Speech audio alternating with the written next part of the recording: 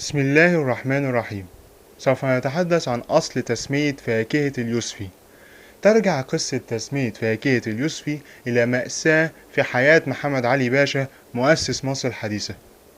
كان توسن أحب أبناء محمد علي إليه، ولقد أرسله إلى الحجاز على رأس الحملة العسكرية لإخماد حركة الوهابين، وكان عمره لا يزيد عن 18 عاما. فاستولى الشاب على مكة والمدينة عام 1228 هجريا 1813 ميلاديا، وأرسل مفاتيح المدينتين إلى السلطان العثماني في اسطنبول. ولكن حين لاقت الحملة صعوبات خطيرة، سافر محمد علي بنفسه ليساعد ابنه، وعاد توسن إلى مصر واستقبل استقبال الأبطال. وفي 7 ذو القعدة 1231 هجريا 29 سبتمبر 1816 ميلاديا، أقام محمد علي مأدبة كبيرة احتفالا بعودة ابنه توسن. ولكن ما كاد الاحتفال يبدأ حتى مرض توسن بالطاعون ومات خلال 24 ساعة. وحين بلغ النبأ الفاجع محمد علي كاد يخشى عليه. وبعد وفاة توسن بسنوات قليلة، استقبل محمد علي طالبا شابا اسمه يوسف أفندي، كان قد أرسله قبل ذلك إلى أوروبا، وطالبين آخرين ليتعلموا الزراعة. وقد جلب يوسف معه بعض أشجار فاكهة جديدة كان قد اشتراها من سفينة كانت راسية في مالطا، ومحملة بأشجار قادمة من الصين واليابان.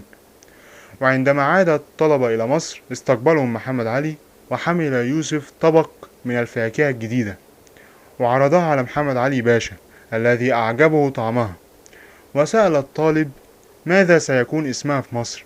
فتذكر الشاب أن رجال الحاشية قد أخبروه أن توسن هو أحب أبناء الباشا إليه، فأجاب نسميها توسن باشا. أعجب محمد علي بمجاملة الشاب، ورد عليه مجاملا حسنا سنسميها يوسف أفندي.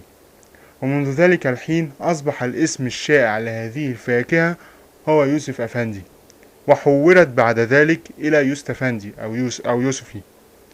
وبعد ذلك خصص محمد علي 100 فدان بجوار قصر شبرا لزراعة الأشجار الجديدة القادمة من خارج مصر، وأرسل 30 شخص من أبناء كبار المشايخ البلاد والأغنياء المقتدرين لتعليمهم زراعة تلك الأصناف على يد الثلاثة تلاميذ الذين عادوا من البعثات العلمية، ومنهم يوسف أفندي.